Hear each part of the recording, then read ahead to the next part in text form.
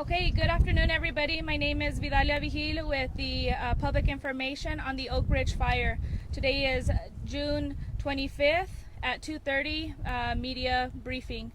Today we have Scott Campbell going to start us off with an operational briefing, our incident commander, followed by Pueblo County Sheriff David Lucero, and closing us off will be Beulah Fire Protection District PIO Jill Lacka.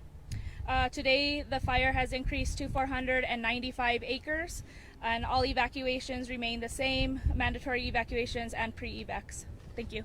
Also asking to hold all questions till the end, and then we can follow through. Thank you. Good afternoon, Scott Campbell. Glad you're all here. So today's operation, we started out with briefing. We had crews arrive overnight. We got checked in. So we started out the day with 4 hand crews, 4 hotshot crews, and 1 Type 2 IA.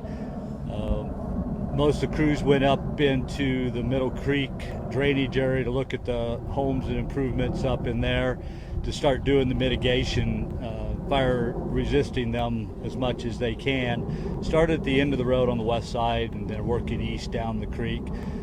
Another one of the crews, they hiked up off the North Creek Road through our access from yesterday to get up on the very north boundary of it, up by the Oak Creek Trail. So they got up there, they found that their fire behavior had moderated, so they were able to go work right on the edge of the fire. They worked on throwing in the heat sources hot, getting it pushed inside the fire so it's not a threat to come outside of that colder edge. Worked on that for about a couple hours, and fire behavior continued to moderate on the east side.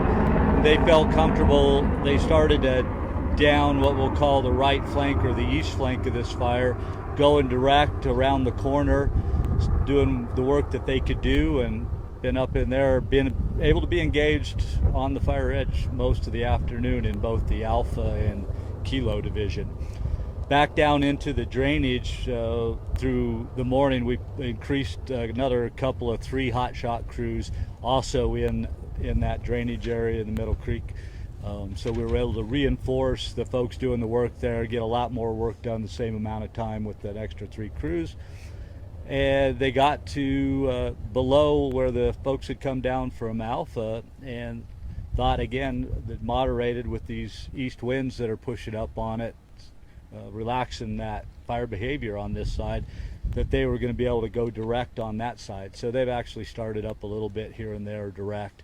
They make a first pass, doing some hot spot and taking the worst of what they can, throwing it inside, kicking it inside, dragging it off the edge. They'll come back and make some improvements at some point, but that's the first step of securing that edge. The Union side, or the west side of the fire, has shown the growth today, and it's lined up slope up the canyon. When you see the smoke lifting as much as you do, like we're watching right now, something has to take the place of all that smoke. And what that is air coming up from the lower side. So it's feeding air up into it, and it's got a draw. It's just like a chimney. And so it's sucking up air into the bottom of it, which is also fueling the westward progression of the fire. It's up there near about Scraggy Peak. It's probably going to come around the south side and hook to the north a little bit on the west side of Scraggy Peak yet today. But we're getting on the downside of our alignments of the fuel, weather, and topography for the day, and probably seeing some of the most intense fire behavior we'll see this day. Could go on another hour or so. Also, as you notice, and when you can't hear me, the heavy yellow tankers are flying, the heavy air tankers are flying, and the VLATs, the very large air tankers, are flying. So they're continuing to place retardant where it's going to do good, and to attempt to get that retardant down to protect those values that we've identified, which is this community. And I just want to say a little bit about retardant. It's called retardant, not suppressant. It retards fire spread. It really doesn't put the fire out. It just makes the fuels less receptive to fire coming through them. So they use water to get it out of the tanks, otherwise they'd have no control over where it is. But the actual retardant part of it is dust. It's powder.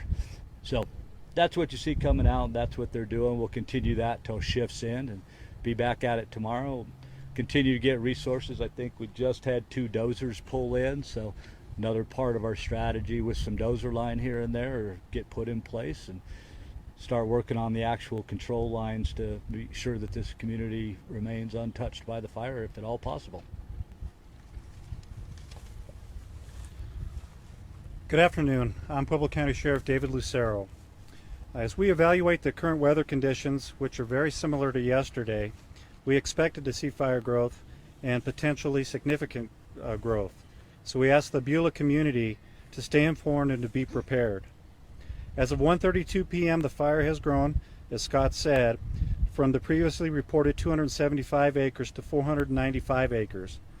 We will update the public as timely as possible using the Pueblo County Sheriff's Office Facebook page, the Beulah Fire Protection District page, the Oak Ridge Fire Facebook page, which has recently been established, so that's going to have timely information as well, and of course our local news television stations.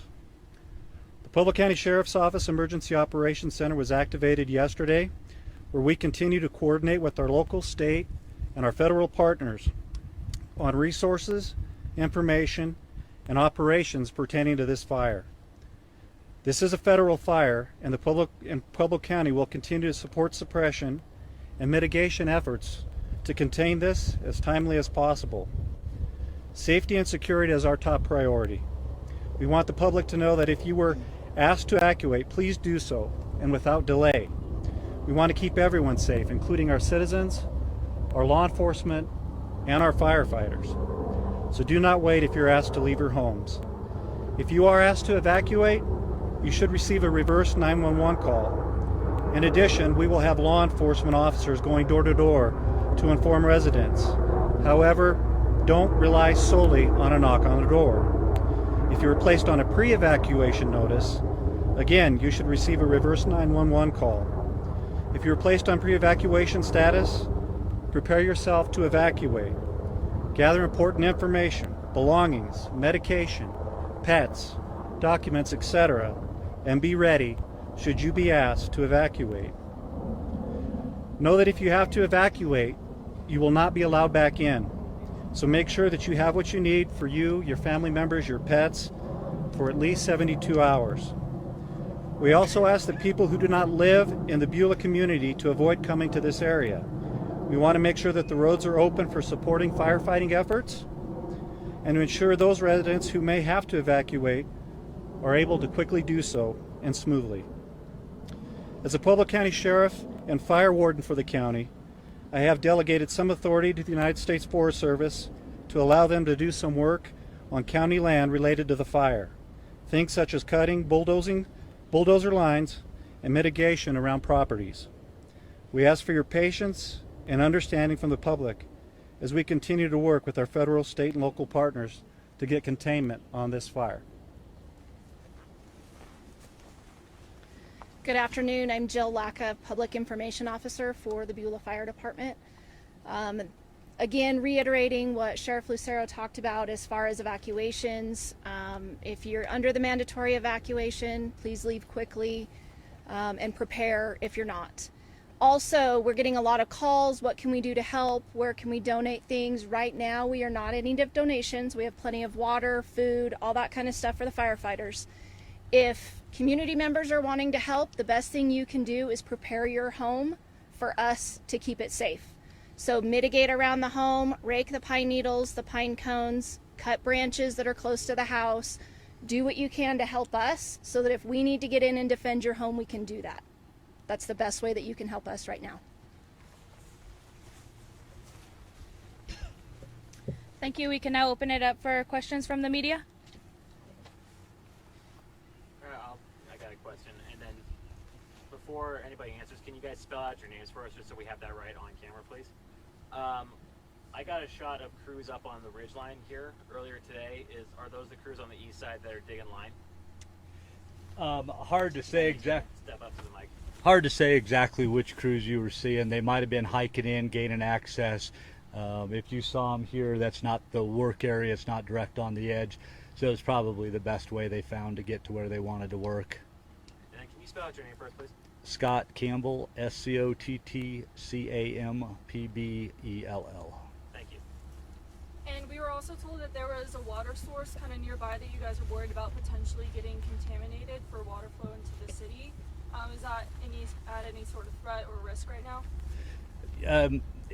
Yeah, that's not exactly correct. So there's leafy spurge that's naturally up here in a lot of the streams. It's a very invasive product, and we don't want to spread it into other stream beds that it might be. So one of the places we could get water from early on had that spurge in it. So we ordered a different helicopter and been using Lake Isabel. But you'll notice now they've secured 2 more dip sites off to the east and over here that don't have that in, so we don't have to worry about causing more harm than the fire's doing long term. And they have plenty of water. They're also dipping behind me over here out of the porta tank. So. I believe I drove past that dip site right here. Can you talk to us about how much water is getting picked up and that process there? So that big Type 1 sky crane right there does about 24 to 2,600 gallons a load, depending on its power. The funny sounding helicopter that's flying over here with the oblong blades, it's going about 600 gallons a bucket.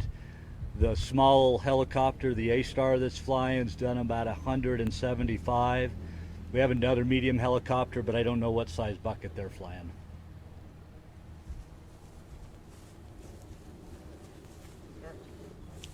I do have one more. Sure. Can we talk about, I know you mentioned before you do have water supplies for your firefighters, but just being able to, fight fires in these conditions, very hot. We've been feeling that wind over the course of the day, how this weather also plays a toll too.